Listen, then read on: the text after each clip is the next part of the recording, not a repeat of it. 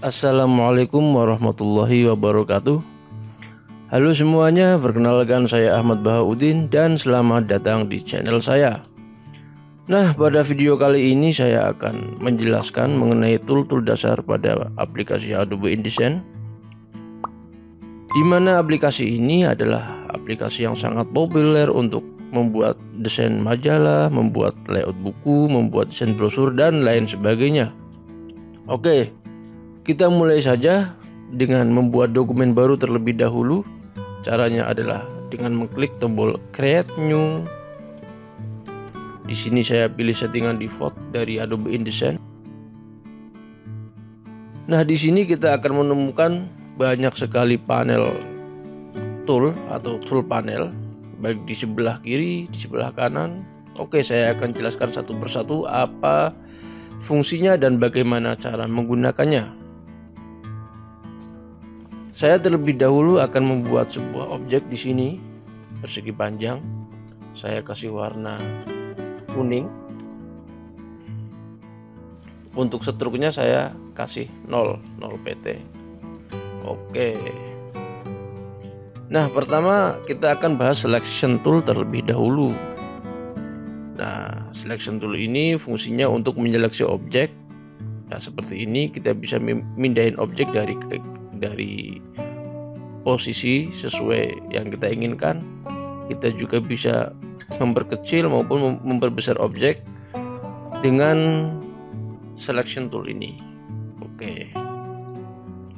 Di samping selection tool ada direct selection tool. Nah, tool ini fungsinya untuk memilih poin-poin yang ada di sebuah objek. Angle point maksud saya di sini. Di sini ini ada angle point.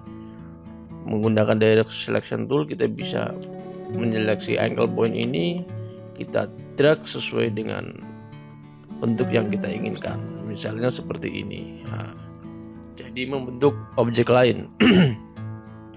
Oke, selection tool di sini juga bisa digunakan untuk mengkontrol gambar yang ada di dalam sebuah frame. Contohnya seperti ini. Saya akan mengimpor sebuah gambar terlebih dahulu melalui menu file, kemudian flash, atau bisa menekan kombinasi tombol Ctrl plus D pada keyboard. Oke, saya impor gambar. Oke, saya nah, dengan direct selection tool ini saya bisa memperbesar gambar yang di dalam frame ini, hanya gambarnya bukan framenya. Oke, saya klik, kemudian saya drag dengan seperti ini. Nah, di sini saya bisa memposisikan gambar ini sesuai dengan posisi yang saya inginkan, tetapi tidak merubah frame gambar ini. Oke, selanjutnya adalah text frame atau type tool. Type tool di sini fungsinya untuk membuat text frame atau text area. Cara penggunaannya, klik icon berlogo huruf T ini, kemudian kita drag di area yang kita inginkan.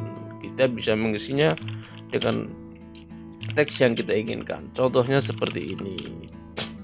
Atau kita juga bisa mengcopy paste teks dari MS Word misalnya ke dalam teks area ini. Oke. Copy paste. Nah, di sini garis-garis bukan garis ini tanda merah ini menandakan bahwa teks ini masih ada kelanjutannya, atau istilah di InDesign namanya overset text. Nah, cara memunculkannya kita cukup mendrag atau menarik bagian bawah dari text frame yang memotong teks ini. Contohnya seperti ini. Atau cara ringkasnya, kita double klik di area sini, double klik. Oke.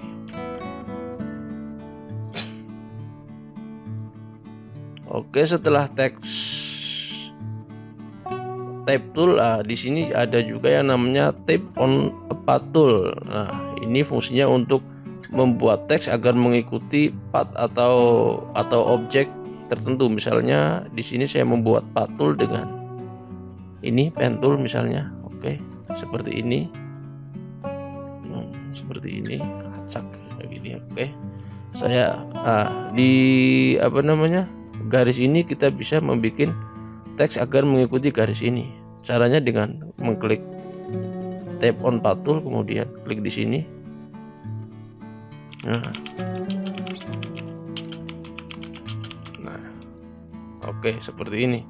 Nah, terus gimana caranya agar teks ini tidak menempel pada garis yang ada di bawahnya? Caranya klik atau teks ini kita klik, kita seleksi, kemudian di menu type kita pilih karakter ini. Nah, di sini ada baseline karakter. Nah, di sini kita bisa menambah baseline-nya seperti ini. Nah, oke.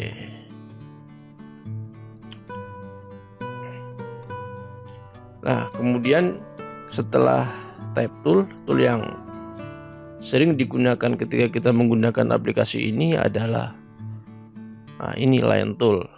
Line tool ini fungsinya untuk membuat garis. Nah, seperti ini contohnya. Tekan shift, kemudian drag agar garis ini lurus. Oke, lanjut ke pen tool. Pen tool sudah saya contohkan tadi cara penggunaannya. Kemudian ini ada add anchor point, ada delete anchor point. Ini fungsinya untuk menambah titik-titik pada sebuah objek atau menambah anchor point. Apa itu? Anchor point atau anchor point bahasanya. Nah, caranya klik, kemudian kita tambahkan di sini misalnya. Nah, ini sudah nambah satu titik. Kita bisa menyeleksinya dengan direct selection tool tadi. Oke, seperti ini misalnya. Terus di samping pen tool ini ada yang namanya pencil tool. Ini fungsinya untuk menggambar bebas seperti ini contohnya. Oke, sudah cukup jelas. Yang di bawahnya, di bawah pen tool ada shape tool. Shape tool ini fungsinya untuk membuat objek, baik persegi, lingkaran maupun objek poligon.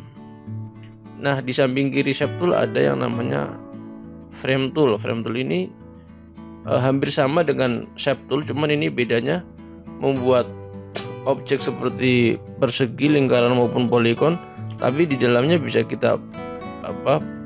kita isi dengan gambar. Contohnya seperti ini. Saya gambar sebuah frame tool, kemudian saya klik, saya bisa mereplace-nya dengan sebuah gambar. Nah, contohnya seperti ini.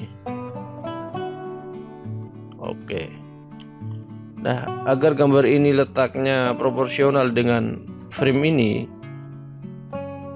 saya pilih menu objek, kemudian fitting. Kita bisa pilih fill frame proportionally. Oke.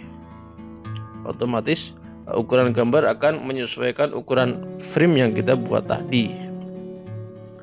Oke, yang berikutnya adalah scissor tool. Ini scissor tool seperti namanya.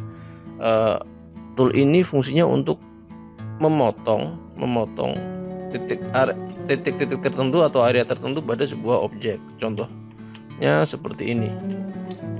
Saya buat sebuah persegi. Nah, di sini untuk struknya saya kasih 2 misalnya. 2 poin. Nah, dengan scissor tool saya bisa menghapus area tertentu, garis tertentu di shape persegi ini. Contohnya seperti ini. Kita klik misalnya di sini sama di sini. Nah, kemudian area yang kita klik tadi kita delete menggunakan tombol del pada keyboard. Oke. Nah, di samping ini ada yang namanya free transform tool. Ini fungsinya untuk mentransformasi sebuah objek atau seperti ini contohnya. Nah, setelah itu ada juga di sini yang namanya gradient tool, gradient swatch tool. Ini fungsinya untuk membuat efek gradasi pada sebuah objek, misalnya seperti ini. Kita klik objeknya terlebih dahulu, kemudian ini sudah warnanya sudah berganti dengan warna gradasi.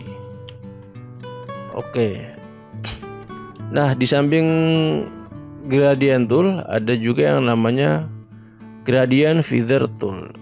Nah, ini fungsinya untuk membuat efek transparansi pada sebuah objek. Misalnya gambar ini saya kasih efek transparansi pada bagian atasnya. Caranya dengan klik gradient feather tool, kemudian drag di area sebelah sini.